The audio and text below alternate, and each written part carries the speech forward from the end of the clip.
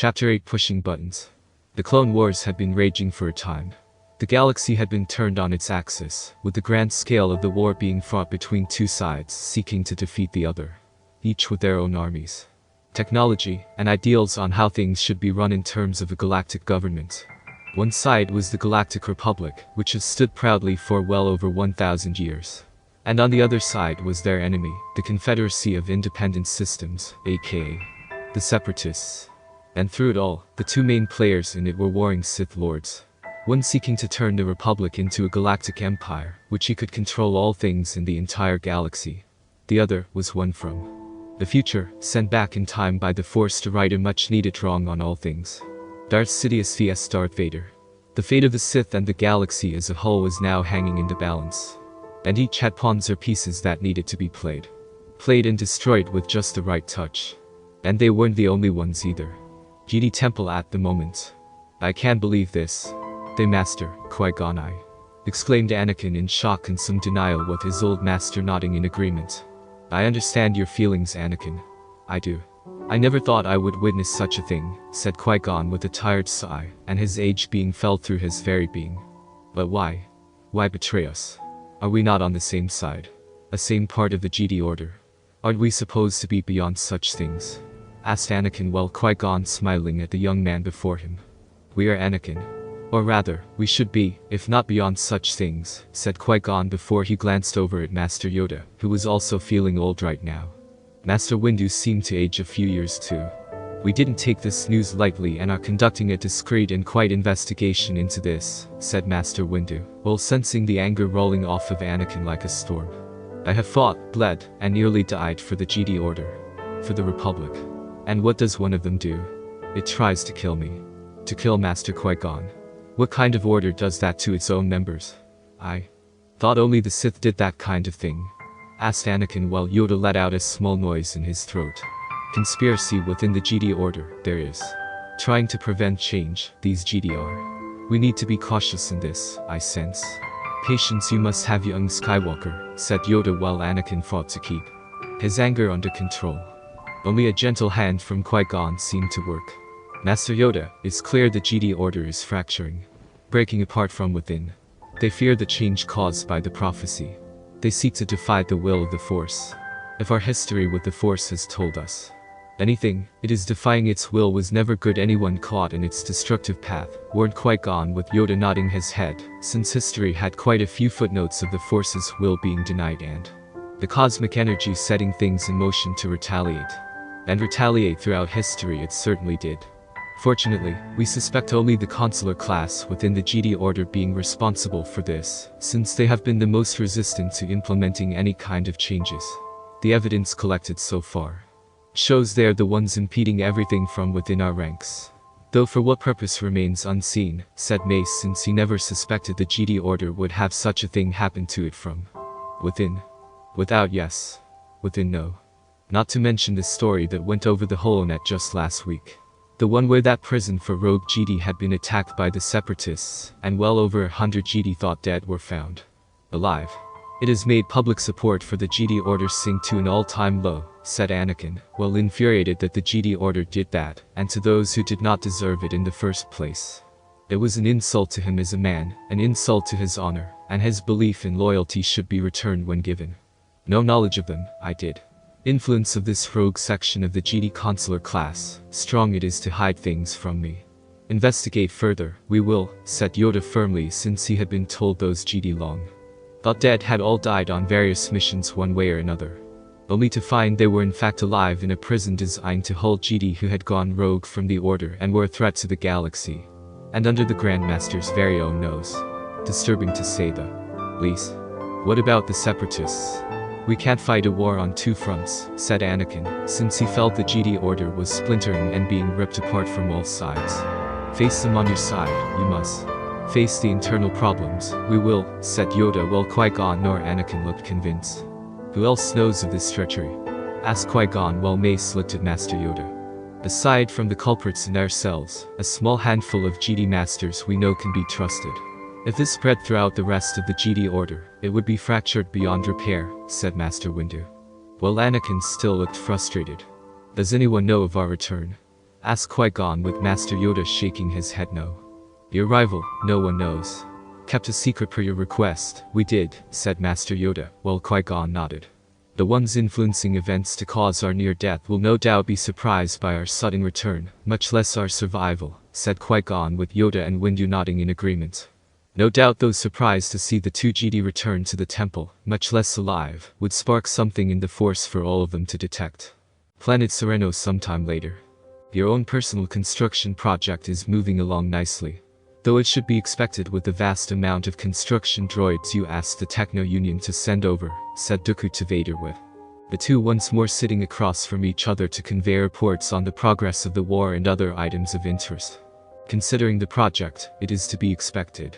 Besides, once what I have in mind is fully operational, the true enemy will be overwhelmed by the sheer firepower coming down upon them, said Vader while Dooku nodded in agreement. You wish this particular ship being constructed to be the pointy tip of the sword in your mission to crush them, Dooku surmised and saw Vader nodding. It seems appropriate when you look at the design, said Vader, knowing such a project would be a massive undertaking. Which is why Vader used construction droids to do the work. They were cheap and effective. Plus, he could program or alter their programming when necessary. Not only that, but Vader could also use this. Make Sidious slip in the belief his rival was building his own Death Star first. With the number of construction droids ordered through the Techno Union, Sidious would draw that very conclusion, and try to take it to the Senate as Supreme Chancellor Palpatine. All the while using Republic laws regarding safety and security to keep how he learned of these things a secret from everyone, including the Jedi Council. By the time the truth came out, Sidious as the Supreme Chancellor would look foolish and paranoid. By the time Vader was done, Sidious wouldn't have any political capital to work with in order to keep his position as Chancellor. And our new ally? Asked Dooku since he had not yet met the man Vader claimed was worth the entire Katana Dreadnought fleet. Getting settled on his new capital-class ship Chimera. He was pleased by our generous gift given to his people to use, and reported our real enemy sent out a scouting party just last month. Fortunately, the Katana Dreadnought fleet did as advertised, and brought the Chiss a solid victory over Hollow One. Without the aid we provided, our secret friends would have lost a great deal in the process, said Vader. Well, Dooku was surprised to hear this. Major losses. All from a scouting party. Asked Dooku to further confirm that he heard Vader correctly. The scouting party consisted of a large fleet of organic ships. By our own standards, you would simply assume it was an invasion force, not a scouting party.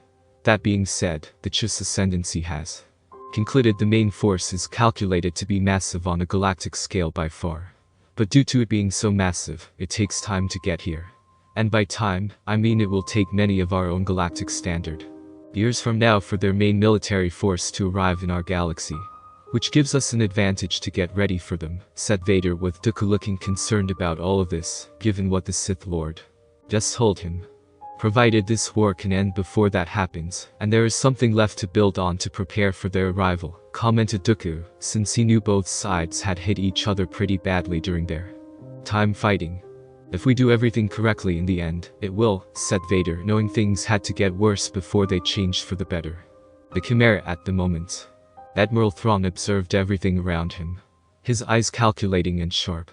When the Sith Lord came to his people to call in the debt the Chiss ascendancy had obtained following the generous donation of the Katana Dreadnought fleet, Thrawn had been a bit surprised. A rarity to be sure. The simple fact that Darth Vader wished for him to join the Confederacy to fight in the Clone Wars as the price for the warships had been confusing to say the least. For one, a single person was not worth an entire fleet of dreadnoughts, with an army of battle droids to match. Second, the war the Confederacy of Independent Systems and the Galactic Republic was not something he felt that the Chiss ascendancy should get involved in. And yet, Vader had been well aware of the true threat to the galaxy. Not the war between two factions within the galaxy as a whole. That was just a means to an end on his part. No, the true war that was coming from outside of their very galaxy. Something that Vader wished to prevent from happening. Hence why he provided the dreadnoughts in the first place. By crushing the scouts in such a way, any remaining survivors would report back to the main fleet what happened. The end result would no doubt make the far outsiders delay their advances long enough for the galaxy to prepare fully for the inevitable. Hence why Vader wanted Thrawn to participate in the Clone Wars. By giving Thrawn experience in the Clone Wars, he could be more prepared to engage the far outsiders. It made sense since the more military experience Thrawn possessed, the more likely such experience could be used in the long run against the galaxy's true enemy. Admiral, we have enemies approaching in Sector 8 at 8321.9, said a droid on the bridge watching for any enemy warships. Numbers? Asked Thrawn calmly. Roughly 13 capital-class ships and 4 corvettes. The capital-class ships have begun launching fighters, sir, said the droid. So the beast wishes to engage us immediately with its teeth and claws extended. An aggressive move. Name of the fleet's flagship? Questioned Thrawn, since the main ship leading them would help just determine who was in command. Checking. The flagship is the Endurance. Usually commanded by Admiral Tosk, said the commander droid nearby. Thrawn narrowed his eyes slightly. Since joining the Confederacy, Darth Vader and the former Jedi-turned-head of state Count Dooku had provided the Chiss with the names of the various admirals and generals leading the clone armies of the Republic. For the most part, Jedi generals led the fleets, with the admirals on the flagship being the sick to take control after the Jedi generals went into their star fighters to engage the enemy in space or ground combat. But Admiral William Tosk was different. Born in the core world, Korlag, to a wealthy family with history of military service. William Tosk went to the best military academy on Korlag, Galactic Point, the Republic had to offer. But unlike most admirals, who went to the same academy as him, the man simply refused to work with any Jedi general or Jedi in general. The times he did, it wasn't by choice. And even when assigned one, the admiral didn't always obey orders or simply countermanded them. All with disastrous results. He was rude, arrogant, and the only reason the man was still an admiral was due to this family's wealth along with political connections. Plus, the ever-growing public opinion of Republic Jedi going downhill didn't hurt the admiral either. But what few knew about Admiral Tosk was the man had issues with non-human people overall, and made no attempt to hide it. He despised gun gangs, Wookiees, Rhodians, and other non-human or oddly shaped humanoid species. Unless you were a human being, the man had no respect for your race or you as a person. What is our intel on the fleet and those assigned to it? Any Jedi? Asked Thrawn, with the commander droid shaking its head no. Negative. Intel suggests no Jedi have been assigned to this enemy fleet or admiral, said the commander droid, while Thrawn nodded. Proceed with the engagement. Launch all fighters. Prepare to defend yourself against the enemy.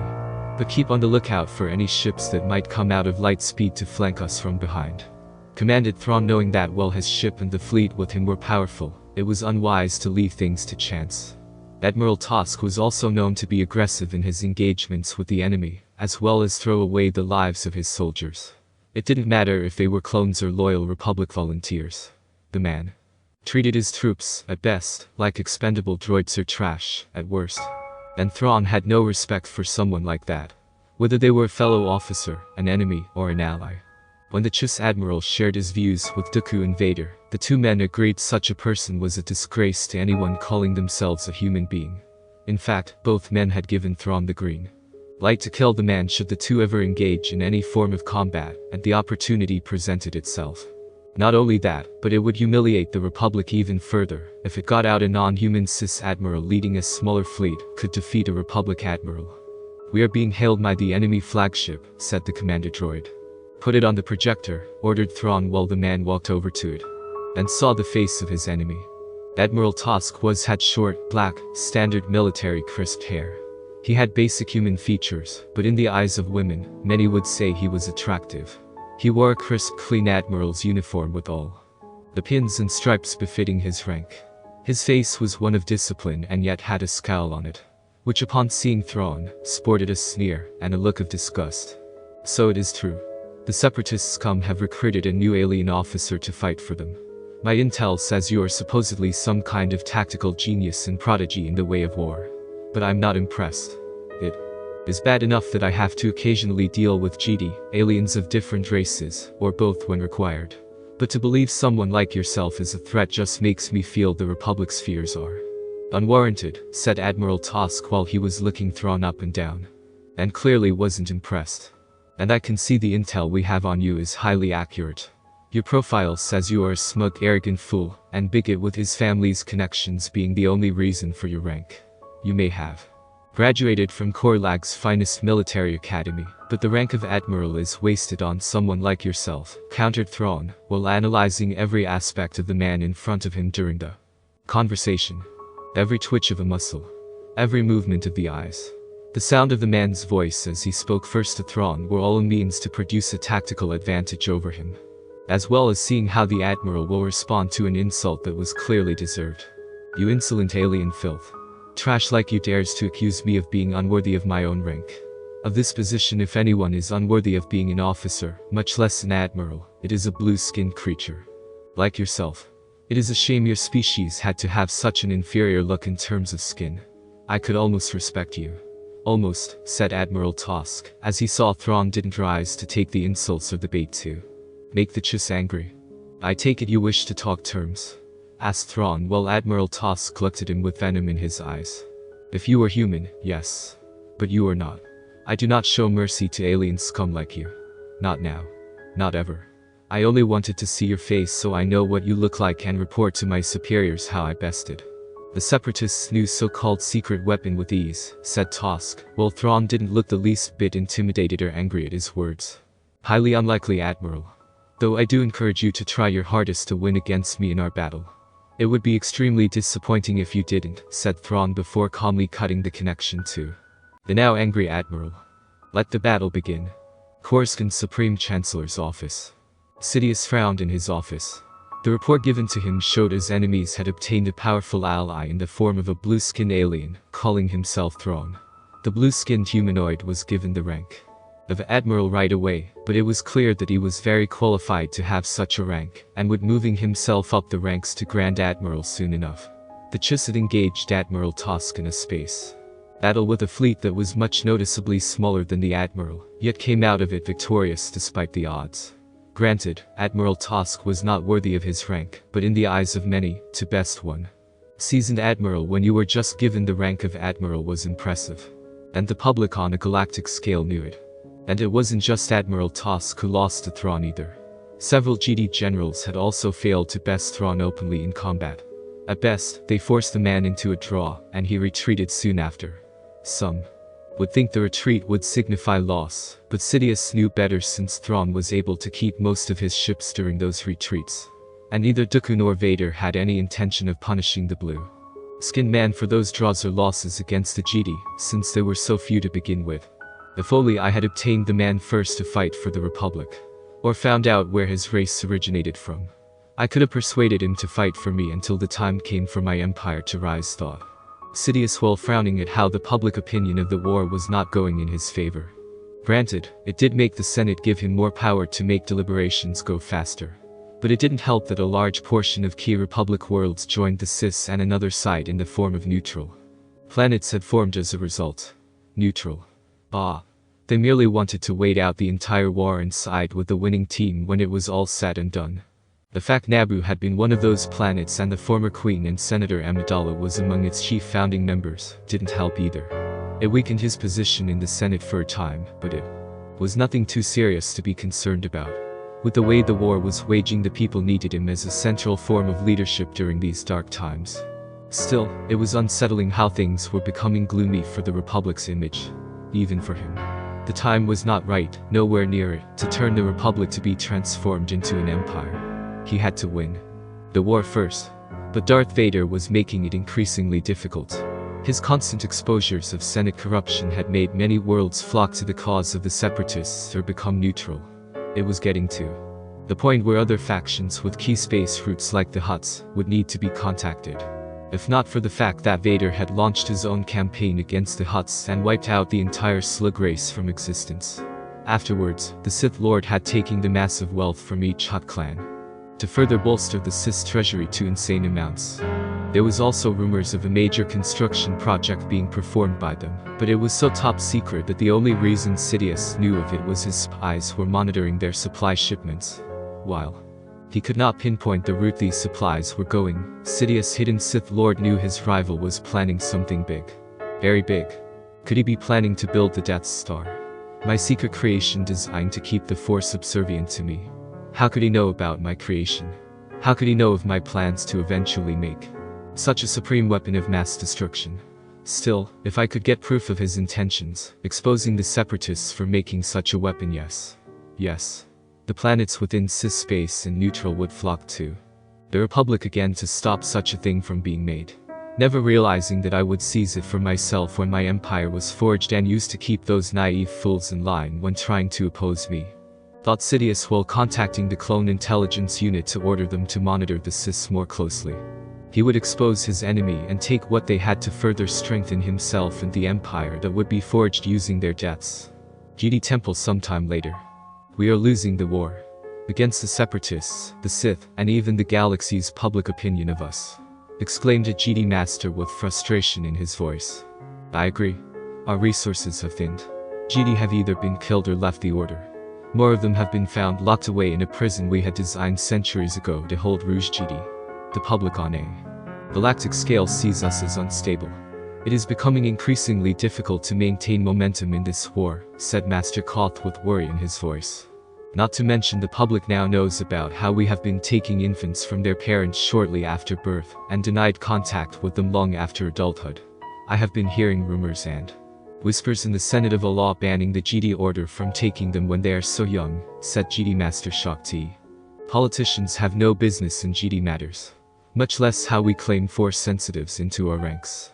Besides, if we don't claim them around that time, the parents might form attachments to the children. Not to mention it prevents us from stamping any emotions out of the children we obtain, said Jedi Consular Tarbs almost heartlessly. There have also been accusations of certain Jedi Masters using the Force to influence a parent to giving up their child when they refuse, added Shakti with the Jedi Consular shrugging his shoulders. One or two instances. Hardly something we need to worry about if the public raises an issue over it, commented the Jedi Master Chromic, while many in the room narrowed their eyes at him. There shouldn't be one or two instances. If the parent says no, we have no right to take the child away from them. It makes us no better than the Sith, said Master Windu, while the two Jedi Masters from the consular class didn't see it that way. In the years since Vader's sudden appearance and the revelation that the Sith were not wiped out like they first thought, the Jedi Order was increasingly growing more divided. The Jedi Consulars were becoming increasingly resistant to fighting in the Clone Wars, denouncing it on their end, and some openly admitting that the Republic was wrong to even fight the Separatists. They also felt that one's existence in the physical life was immaterial, and that transforming into the Force upon death was so natural that it should not be impeded. It had been a growing unpopular belief among the people within the Republic, since not everyone wanted to give up the physical life. Not only that, but not everyone believed in the Force and thus didn't like the idea of simply doing nothing during a war to stop the violence except possibly die at some random moment in time. The Jedi Order as a whole tried to state they didn't agree with the Jedi Consulars who believed in such a position, but the damage was already done. Adding the accusations of the Jedi Order taking and keeping Force-sensitive children from their parents once taken while denying any and all contact didn't help either. Many people felt that it didn't make sense, since children needed emotional loving support from their parents, to learn all of the core values and beliefs of their parents and to become a respected member of society. Not only that, but the people didn't understand why the Jedi even banned parents to have contact with their children long after said children were full grown. Needless to say, it was causing more and more people to resent the Jedi Order. The Jedi Order needs members, Master T. Not only that, but parents of these children have neither the skill or knowledge on how to deal with Force-sensitive children. Only a Jedi can do what it needed to keep them from lashing out with the Force, said another Jedi Consular looking to be of lizard-like origin. But the pain we cause the parents is not something Jedi should do.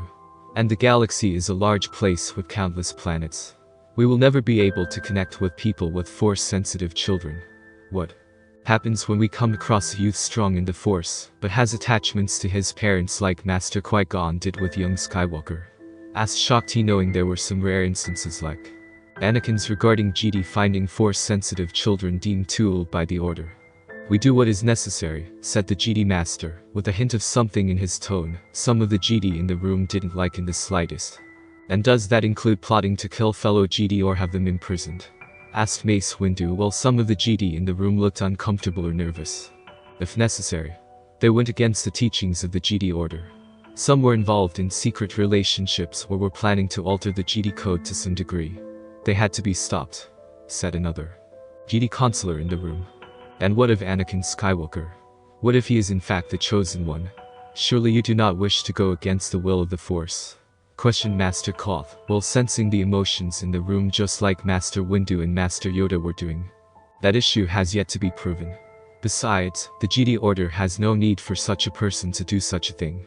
Especially if it bring about changes that are unnecessary, commented a Jedi Master Tarps, who was from a sexual reproducing race with a strict resistance in the way of changing things when tradition or precedent was set. Even if it means going against the will of the Force? Asked Master T, knowing few in the history of the Jedi Order dared to try. Even the Force makes mistakes. We are simply redirecting its will to be more beneficial to the Jedi Order, and those who wield its power, said Jedi Master Kromek, who came from a semi-predatory race in the Outer Rim, with his race's way of raising their young to be questionable. Not surprising considering his race believed that raising the young shortly after the birth did not provide them strength in their environment. As such, tradition dictated the child be abandoned at the age of 5 years, and had to survive in the harsh wilderness of their world for the more. Only by proving their worth would they be allowed into the family, and that was if they could remember their family's scent. If they were wrong, the child was killed, and was considered a disgrace to the real family's bloodline. When a Jedi Master came upon his people, Kromek was just born, and his parents were told about his Force potential. Feeling the child's newfound abilities were a crutch or cheat, they gave him to the Jedi Master to do with as the Order saw fit. Raised by Jedi Order, the youngling grew up learning under a Jedi counselor, who was strict with him when it came to emotions. Saying emotions of any kind led to the dark side, whether they were positive or negative. It didn't matter.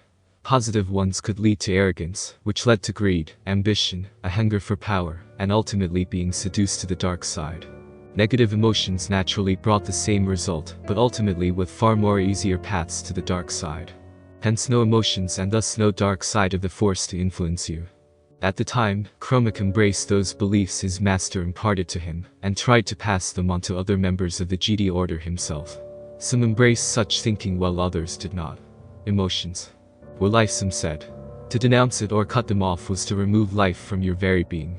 To Kromek, they were fools. Idiots. Traitors to the Jedi Order and all it stood for in the last 1,000 years. Like Master Tarps, he believed the Force has a will of its own, but the will of the Force could be wrong in what it wanted. They felt as Jedi counselors of the Order, it was set upon them to do their duty and redirecting the will of the Force. And in doing so, to better serve the Jedi Order in maintaining their own strength, power, and influence in the galaxy. Even if it means killing me? Asked Anakin Skywalker while he and Jedi Master Qui-Gon entered the council chambers. You're alive, exclaimed Tarps in shock and with a hint of nervousness. You sound surprised, Master. Why is that? Surely, you're happy to see 2 members of the Jedi Order alive and breathing after the events surrounding the planet we were on? Asked Qui-Gon while Tarps did his best to hide his sudden emotional moment. We had heard reports of your demise. Though seeing you here is more of a relief since the Republic has need of your talents, said Kromek calmly, though he did glance at the other Jedi in the room and wondered who else knew of their survival. I have no problem fighting for the Republic. What I do have a problem with are certain members of the Jedi Order trying to set us up to die, said Anakin, while his arms were crossed in front of him and glaring at Kromek and Tarps. Outrageous. Such insolence on your part. You dare make such an accusation here in this room, before this council, without proof? Questioned Tarps furiously since he felt such an accusation had to be nipped in the bud and stamped out. Who said I was without proof? When I was on Jabium with Master Qui-Gon, we were overrun by the Separatists' forces. I personally sent a message to the Jedi Order to send in reinforcements to our position. I know the message was received because I saw it had been and was informed it would be sent to the Jedi Council immediately, said Anakin, while Tarps scowled. That proves nothing. The environment you were in was hostile from the start. They could have intercepted the transmission or blocked it. There could have been planetary inference from the weather. In any case, if there had been a transmission, the Jedi in charge of it would have reported such a message immediately, said Tarps, while Yoda made a noise. Unless the Jedi in charge deleted it, they did, said Master Yoda, while giving Tarps a piercing look. For what purpose, Master Yoda? Asked Shakti while sensing the Jedi counselors in the room growing more nervous. To kill the Chosen One, they had hoped. To end the prophecy, they wanted.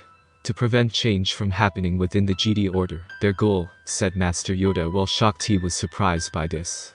There's no proof a Jedi would do such a thing, said Kromek, while his fingers on his chair twitched slightly. I found the data stream where young Skywalker's request for reinforcements was located and had been erased. Records of who was monitoring the transmission during that time has also been erased. Something only a Jedi Master or member of this council has the authority to do, commented Master Windu, while glaring at certain Jedi in the room. You suspect one of us? Asked Kromek while Anakin's glare intensified. No. I'm accusing all of you.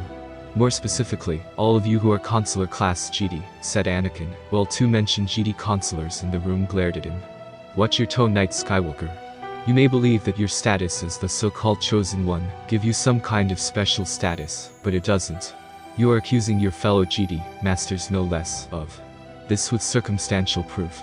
You are not fit to be a Jedi with emotions such as yours, stated Kromek while Anakin glared at him. I would rather have emotions over not having any at all. How can the Jedi Order say it cares about people when we isolate ourselves from the people? How can we say our purpose is to protect people and serve the Force when all we do is enforce questionable policies set by the Senate? Asked Anakin while the Jedi consulars in the room glared harder. You do not have the right nor the authority to question how the Jedi Order does things in terms of its relations with the Republic. We have stood like this for 1,000 years, and have no need to change the order for the supposed betterment of the galaxy, stated Kromek while letting out a huff. Really? Because the sheer number of Jedi leaving the Order or died during the war says otherwise. Not to mention how those who were imprisoned unjustly and now side with the Separatists, counter. Anakin while Kromek and Tarb scowled angrily. Those who left or freed from the prison are traitors to the Jedi Order. When this war is over, they will dealt with in accordance with our ways, said Tarbs with many of the Jedi Masters in the room not liking that statement. You assume they will be punished. Leaving the Jedi Order is not a crime. In fact, many of the Jedi who did leave us have not joined the Separatists.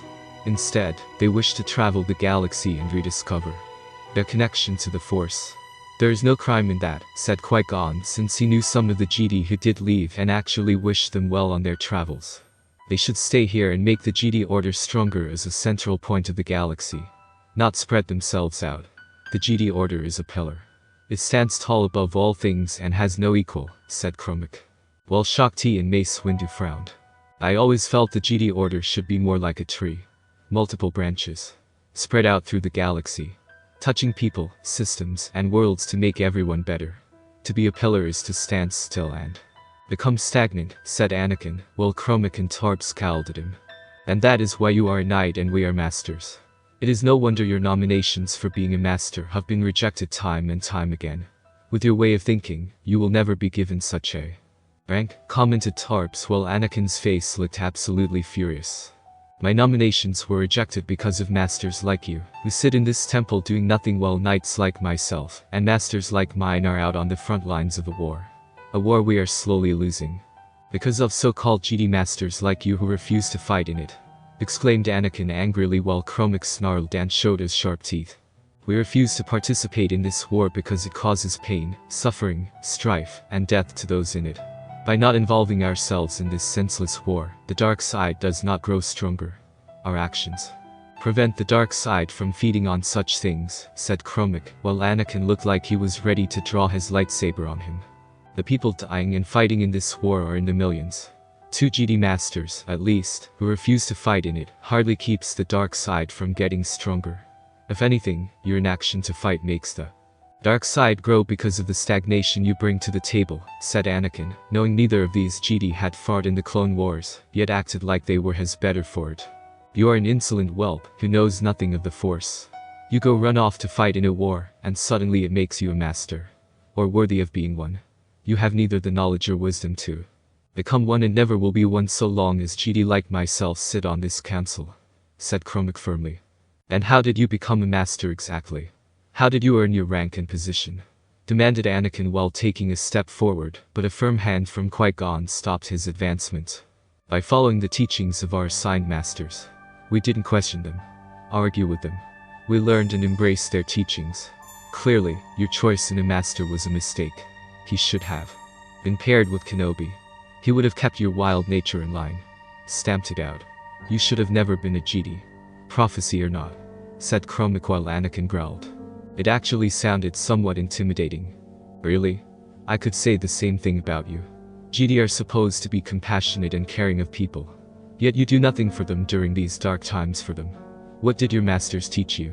About the people and helping them with their continued suffering from it, questioned Anakin while the two Jedi masters looked increasingly irritated.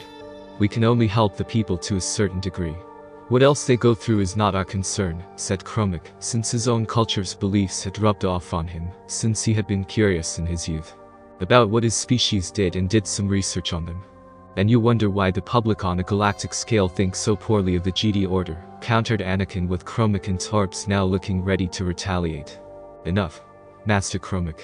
Master Torbs. You are to be escorted to your quarters and are to stay there until further notice.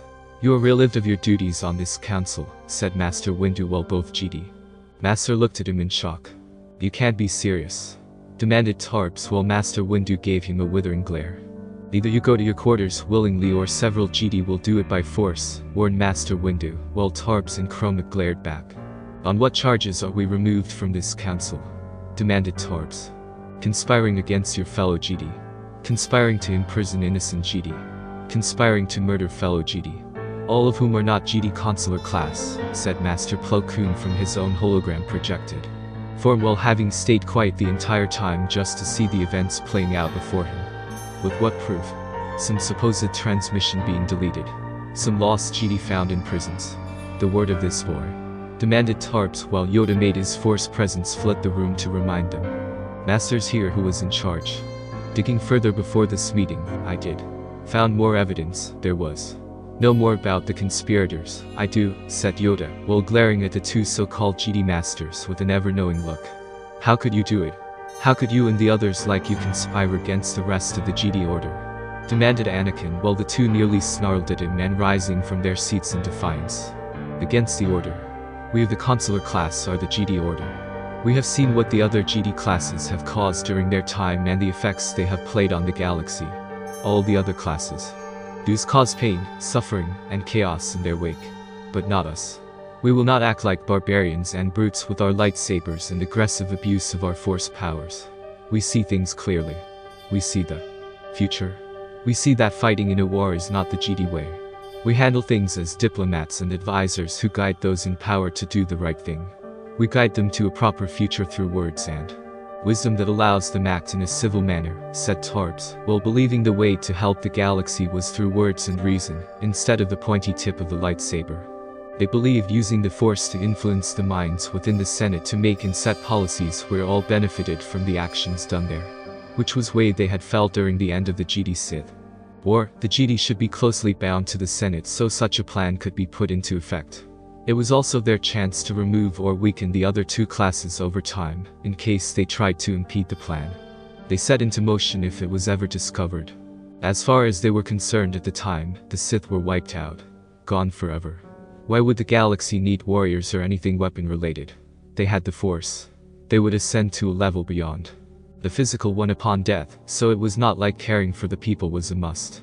Just the minds and actions of those running the Galactic Republic. Only now, somewhere along the way, it seemed the Force had decided their way, after 1,000 years, had to change. It was foolish in their minds. They had general peace for nearly a millennia and the Force wanted to change things. While their core beliefs were to follow the will of the Force when commanded, they also felt that the Force could make mistakes in rare instances. This being one of them. So they chose to do something about it in terms of well not defying it per se, but rather altering its will to better suit their own needs over the original intentions of the part of the millennia having Jedi who were a threat to go missing, being imprisoned, or if truly necessary killed. Hence why they have been trying to do everything in their power to help keep most of the Jedi consular class within the Order alive. They had secretly instructed others like them to not fight in the war or if they did, to give the bare minimum effort in the fighting, since that was the job of the clone army. Let the living pawns fight against the soulless droids of the separatists, and let those who seek to avoid war thrive in the aftermath. The Jedi consulars like them knew when the war did end, peace would follow, and those in power would be those they could advise to keep the peace. And they would be the true power in the galaxy. But the plan had gone bad for them. They had never expected the Force to turn against them in the way it did. They didn't expect the Sith returning after 1,000 years and taking their influence in the Senate from them. They didn't expect a war to break out and cause their overall plan to be exposed in such a way in front of so many who within the Order who would oppose them. Such arrogance, said Mace before the two Jedi consulars used the Force to knock almost everyone back and rushed for the door. Only to be blocked by Anakin, who had his lightsaber drawn, and now pointed at Tarps in a threatening manner. Don't move, growled Anakin while he activated his lightsaber and fully intended to use it. Stand aside, boy, commanded Tarps while putting the Force into his voice to make Anakin obey. But the Jedi consular clearly underestimated the younger man's power and shook off the command before slicing Tarps' right arm off. Unhand me. I command you to obey us, commanded Kromek while he was restrained by Shakti and Mace Windu, with both Jedi masters using their own skills to keep him from getting free. Forgotten your place as Jedi, you have. Abuse your position, guilty I sense. Correct this situation, I will, said Master Yoda while he walked past Kromek and saw Tarps on his knees in pain. Now do you see, Master Yoda? The boy prefers violence to reason. He chooses a path that will lead him to the dark side. Expel him from the Order.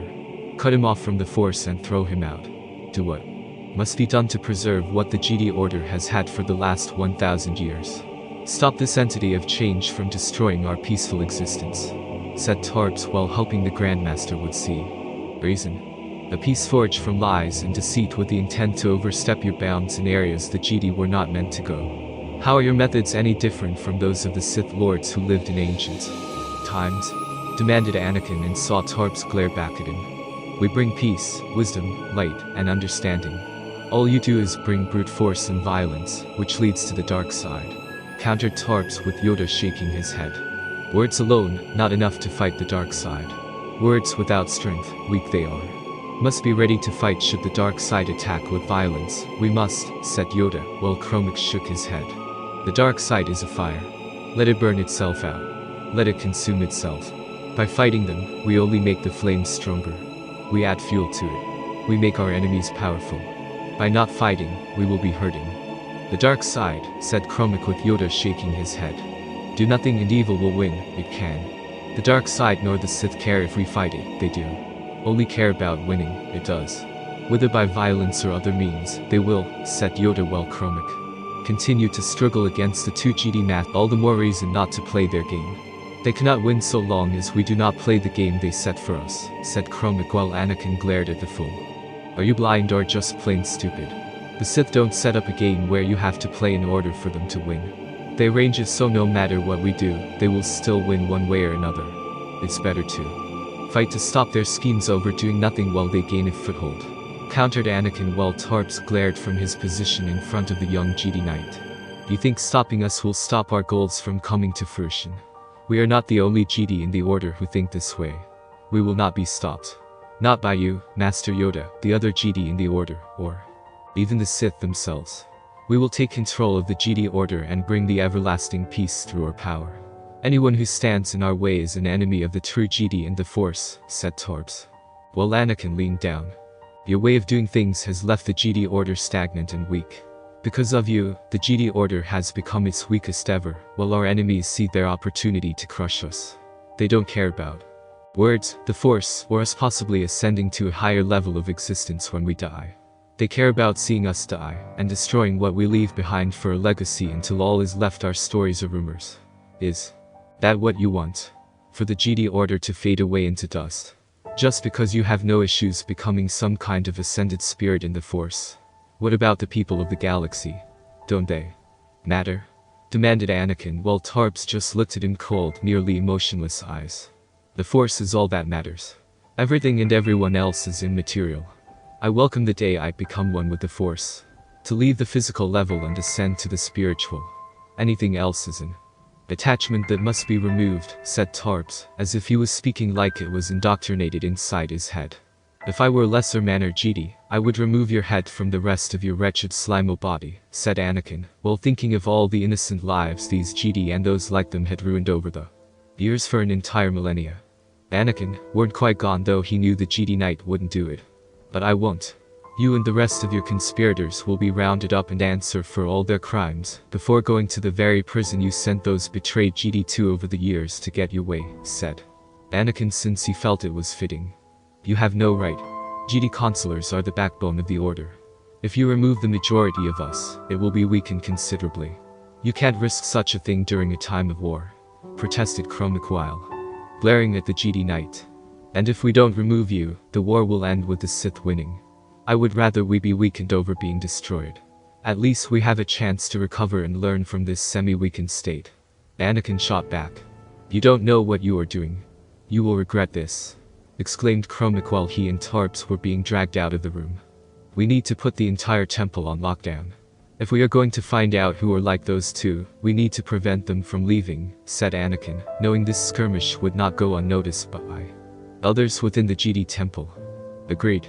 Not only to keep this faction of the Jedi consulars from escaping, but to keep the Sith from learning of this fracture within the Order, said Qui-Gon, knowing either Sith could or would pounce on this opportunity. As much as I hope they don't find out, Master, I have a bad feeling one of them already knows the truth, said Anakin worriedly, since he could feel it in the Force that one, if not both Sith, were already aware of this noticeable fracture within the Jedi Order. And yet the Force was not unhappy by this situation. If anything, it was pleased. As if this was a long time coming and had finally revealed an ugly truth kept hidden. Dathomir at the moment.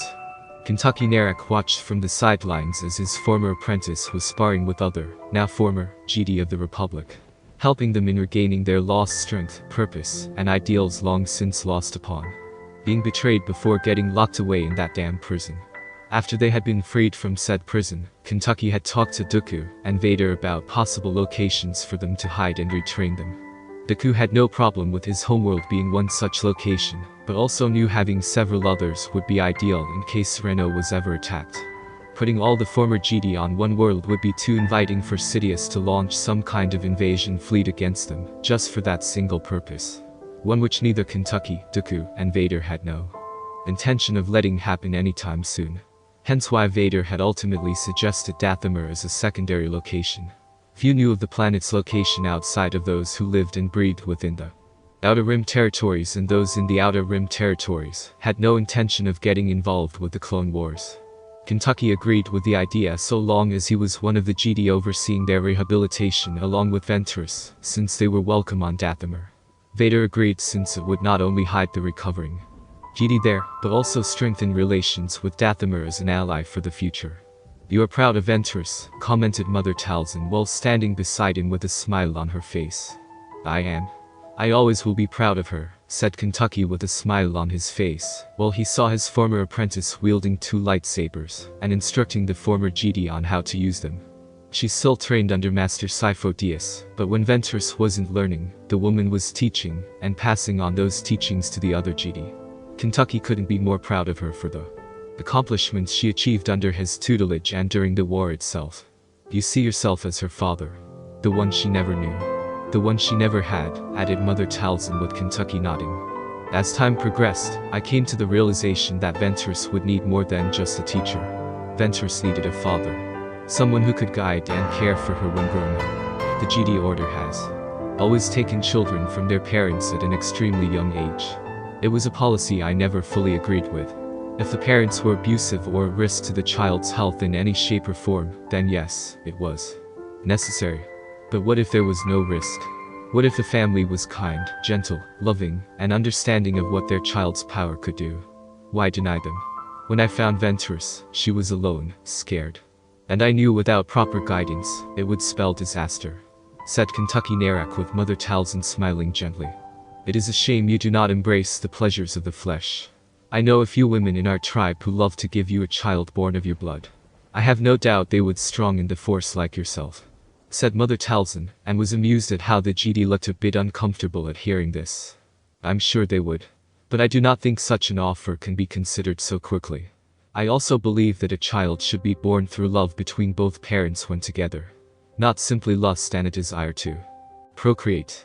If I did decide to have a relationship with a woman, any woman for that matter, I would do it because of genuine love. Not simply to produce a strong Force-sensitive child, said Kentucky well Mother Talzin nodded in respect to that belief. Maybe one day, you will find such a woman. And here among my tribe no less, said Mother Talzin with a knowing smile. A vision of the future. asked Kentucky while Mother Talzin kept on smiling and walked away from him. That would be telling, commented the Mother Witch. Do not fret, old friend. Women are even more of a mystery to us than even the Force, said Sidious, with an amused look on his face. I have often wondered what it would be like to be with a woman. To be married and have a child. Do you think Jedi should be allowed to marry? Have children? Asked Kentucky with a hint of uncertainty. I think they can and they should. It strengthens us. It allows us to form a strong bond with people and with those we care about. Granted, you won't be allowed to train your children fully, but it doesn't stop you from spending time with them and providing some helpful methods to their training, said Sidious causally, while having a conversation with Dooku about it years ago, and how the Jedi Order were fools to hide behind such fears of certain emotional attachments like love leading to the dark side.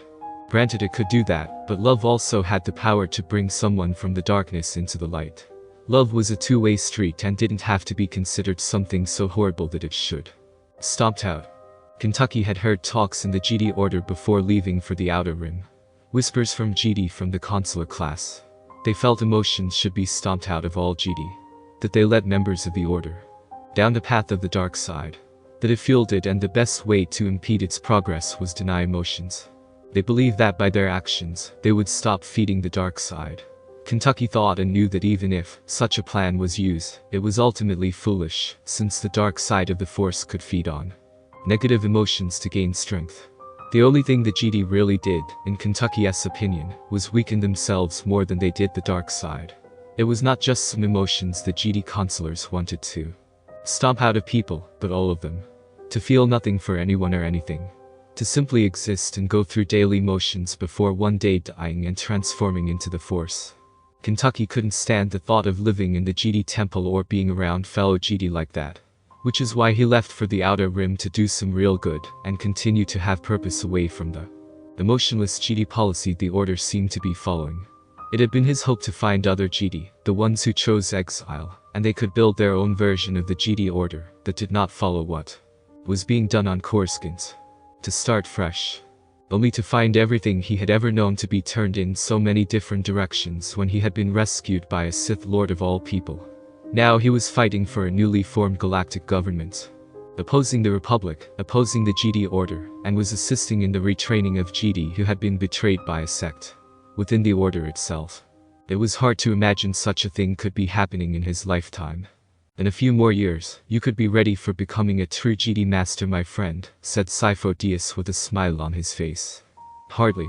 I am nowhere near as knowledgeable as you, said Kentucky, while the Jedi Master beside let out an amused chuckle. Knowledge, like wisdom, is gained through experience in most cases.